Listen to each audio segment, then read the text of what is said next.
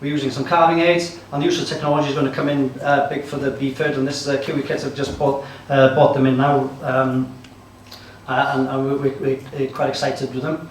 The flashmates, and we're hoping to try some of these this year to see how we get on with the breeding. It basically flashes when the cow's on heat, and you keep it on the cow, and then 3 weeks later, if she's not back in heat, it'll turn green to indicate that she's stood to that bull.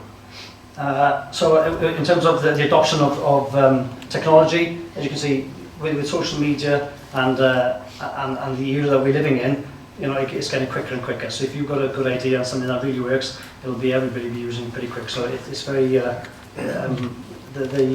especially genomics and what they've got going on, and any kind of tools in the box that you can use to improve the amount of kilos you produce as calf every year will be a benefit, and you can share it with everybody else.